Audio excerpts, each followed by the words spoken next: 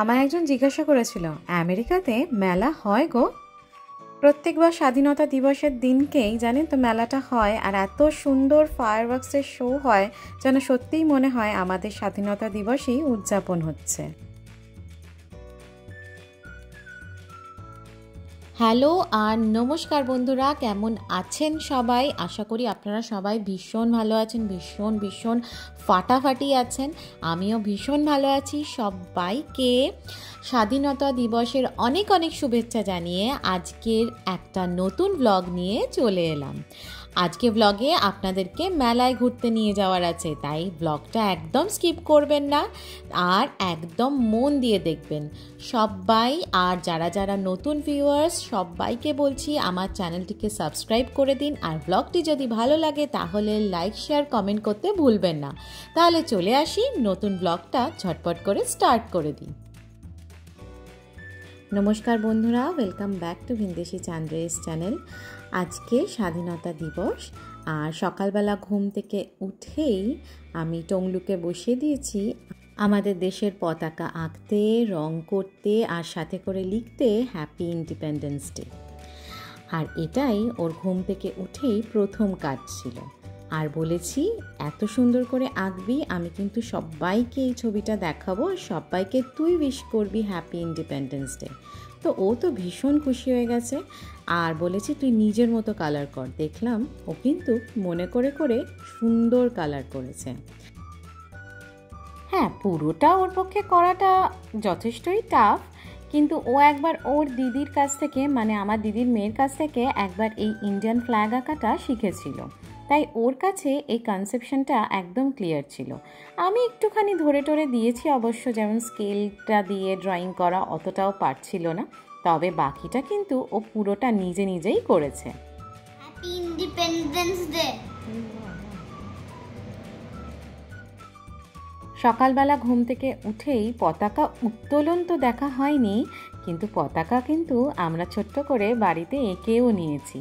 এইভাবে আমরা আমাদের বাড়িতে ছোট্ট করে স্বাধীনতা দিবস উদযাপন করলাম। এবার স্বাধীনতা দিবস আজকে আর একটু ভালো করে খাওয়া দাওয়া হবে না তা কখনো হয়? এই চিংড়ি মাছগুলো একেবারে ফ্রোজেন চিংড়ি মাছ আমি কিনেছি। আমাদেরই এখানে এক শপরাইট বলে দোকান আছে, সেখানে একেবারে ছাড়ানো পরিষ্কার।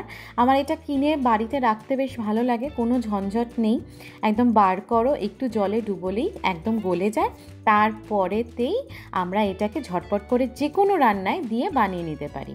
আর বাড়িতে চিংড়ি মাছ যদি শুধু আনি না, সেটাকে ছাড়িয়ে রাখাও, মানে সেটা অনেকটা টাইম চলে যায়। তাই আজকে হট করে মাথায় এলো যে বাড়িতে চিংড়ি মাছ তো আছে, তাহলে ঝটপট করে নয় চিংড়ি মাছের পোলাও বা বিরিয়ানি কিছু একটা বানাই, যেটা এক পাকে হয়ে যাবে। আর আমার তো জানেনই ফাঁকিবাজি রান্না, আমি খুব একটা সময় নষ্ট করতে চাই না রান্নার পেছনে, আমি খুব ঝটপট করেই রান্না করতে চাই। তাই প্রথমেই চিংড়ি মাছটাকে ভালো করে নুন, হলুদ, তেল আর শুকনো লঙ্কার গুঁড়ো দিয়ে ভালো করে ম্যারিনেট করে রাখলাম।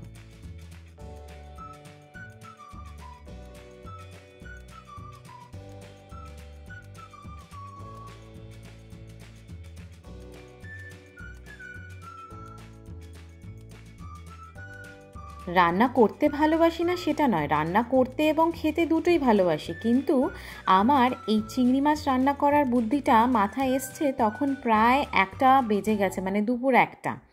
তখন আমি ট্রাই করা শুরু করলাম যে কি বানাবো। তখন আমি ভাবলাম যে ফ্রিজে চিংড়ি মাছ আছে, দেখি আজকে একটু চিংড়ি মাছের পোলাও বা বিরিয়ানি যা হোক আমি বানিয়ে নেব।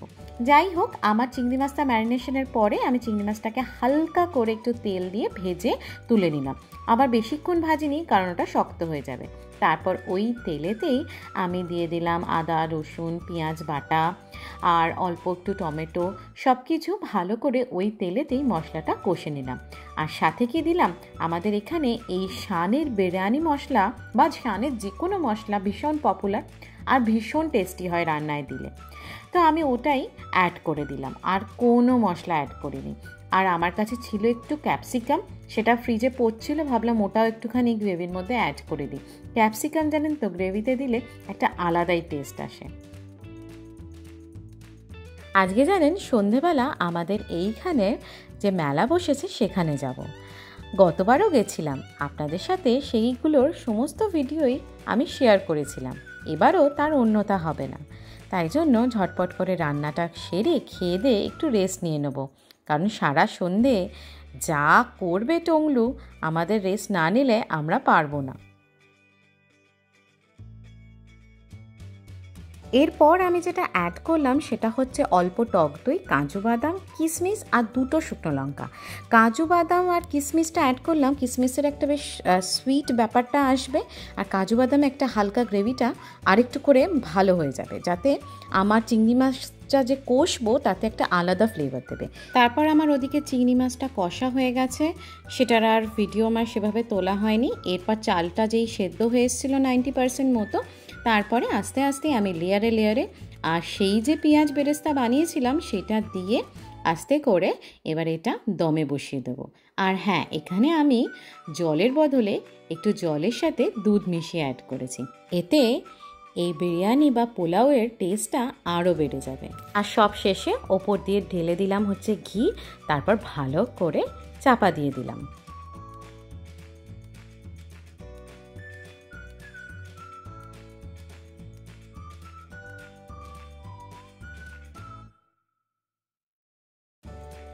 ব্যাস, আমার ঝটপট বিরিয়ানি একদম রেডি, বা চিংড়ি মাছের পোলাও। বাট এটা চিংড়ি মাছের পোলাও কম, বিরিয়ানির গন্ধই বেশি বেরোচ্ছিলো, কারণ আমি ওটাতে বিরিয়ানির মশলা অ্যাড করেছিলাম। তো বন্ধুরা, আপনারা এইভাবে বানিয়ে আমাকে কমেন্ট করে জানাতে কিন্তু ভুলবেন না যে আপনাদের এই বিরিয়ানিটার টেস্ট কেমন লেগেছিল। আমি বলতে পারি 100% কনফার্ম আপনাদের ব্যাপক লাগবে। না, আমি কাজই করছি।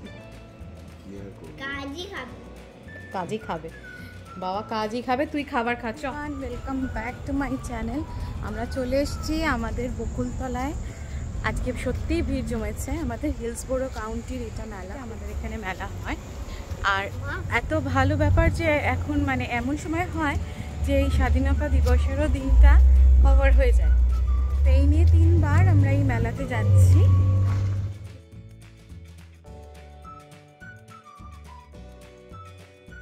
পেন দিচ্ছে, নিয়ে নে। How you doing? Hi. Oh, I like your top. Wow. Is that your hero? Yeah. I like it. I had one when I was your age. That's how long that one's been around. এইটাই হচ্ছে, জানেন তো, মেলার সবচেয়ে বড় attraction, এই ছোট্ট ছোট্ট টোকেনগুলো কালেক্ট করা। এই আমরা যেখানে থাকি সেই কাউন্টির যত অ্যাডমিনিস্ট্রেটিভ ডিপার্টমেন্ট আছে, ফায়ার, পুলিশ, হসপিটাল, স্কুল, সবাই এখানে ছোট ছোট স্টল দেয়। আর সেই স্টলেতেই থাকে বাচ্চাদের জন্য ছোট ছোট গিফট, বা বলতে পারেন এমন গিফট থাকে মাঝে সাঝে সেগুলো বড়দেরও কাজে লাগে, যেমন টর্চ, যেমন ব্যাগ, যেমন কিছু কিছু পাজল, যেমন কিছু কিছু যেমন ডেন্টিস্টের কিছু স্টল থাকে, সেখানে ছোট ছোট ব্রাশ দিয়ে, টুথপেস্ট দিয়ে কিট করা থাকে। এইগুলো কালেক্ট করাটাই হচ্ছে বাচ্চাদের মেন অ্যাট্রাকশন। আর সত্যি খুব ভালো লাগে যে জায়গাটিতে আমরা থাকি, সেখানে যখন হাঁটতে বেরোই তখন মানে 1-2 ছাড়া কাউকে দেখতে পাই না, কিন্তু এই যখন মেলা হয় তখন মানে কত লোক একসাথে যে দাঁড়ানোর জায়গা পাওয়া যায় না। এই তো সামার প্রায় শেষই হয়ে উঠলো, এইবারে উইন্টারও এসে যাবে, তখন সবাই ঘরবন্দি। তাই এই সামারের শেষেই এখানেই মেলাটা হয়। আর ওই যে টুকটুক করে প্রত্যেকটা স্টলে একজন যাচ্ছে আর গিফট নিয়ে নিচ্ছে।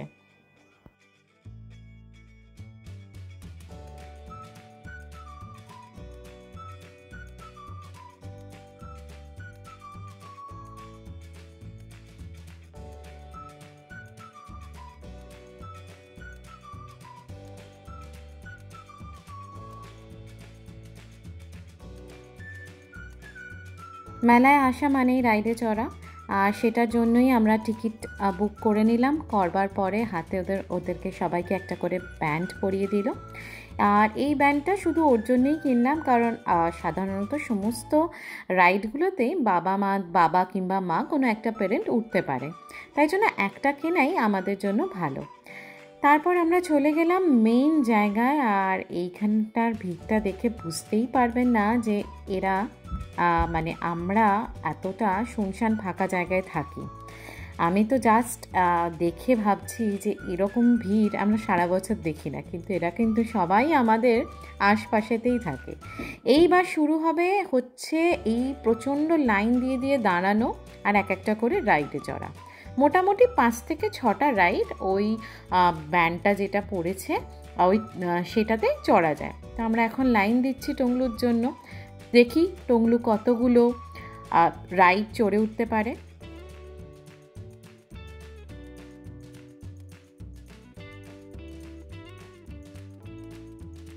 এই ক্রেজি বার্নটাতে প্রত্যেকবারই চড়ে, এইবারও চড়েছে বাবার সাথে, প্রত্যেকবার আমার সাথে চড়ে। আমি এবার বলেছি আমি ভিডিও করব, তোরা সব ওঠ।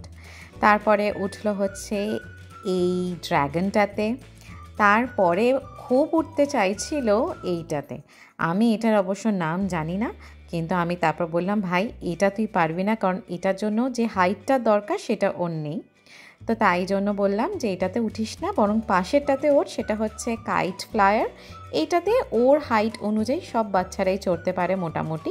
এখানে হাইট বেসিসে প্রত্যেকটা রাইড থাকে, তো ওর হাইটে এটাই উঠতে পারবে। ওই যে আরেকজন শুয়ে পড়েছে। এইবারে উঠলো, মোটামুটি ও 4টে রাইড উঠতে পেরেছে। বাকি আর সময় ছিল না, কারণ ওদিকে ফায়ারওয়ার্কস স্টার্ট হয়ে যাবে, আর সেটার জন্য আমাদের একটা নির্দিষ্ট জায়গাতে গিয়ে বসতে হবে। তাই বললাম এটাই লাস্ট, চল তাড়াতাড়ি যাই, একটু কিছু খাবার কিনে আমরা বরং ওখানে খেতে খেতে একটু ফায়ারওয়ার্কস দেখি। তাহলে চলুন আপনারাও দেখে নিন এখানকার ফায়ারওয়ার্কস। স্বাধীনতা দিবসের দিনকে জানেন তো, এই ফায়ারওয়ার্কসটা দেখলে এত ভালো লাগে, ঠিক যেন মনে হয় আমাদের দেশে স্বাধীনতা দিবস উদযাপন হচ্ছে আর ফায়ারওয়ার্কস হচ্ছে আর যেন মেলা হচ্ছে। এই দিনটা এখানে প্রত্যেকটা বছর আমার দারুণ কাটে। আমি মিসই করি না আমাদের ইন্ডিয়ার স্বাধীনতা দিবসের সেই অনুষ্ঠানগুলো যেগুলো আমরা ছোটোবেলা করে আসতাম। তাহলে বন্ধুরা, আজকের ব্লগটি আশা করি আপনাদের খুব ভালো লেগেছে। আমারও খুব ভালো লেগেছে আপনাদেরকে নিয়ে এত সুন্দর একটা মেলা ঘুরিয়ে আনতে পারলাম।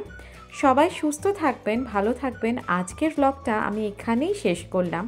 আবার দেখা হবে আপনাদের সাথে আমার একটা নতুন ব্লগে। তাহলে চললাম, টাটা।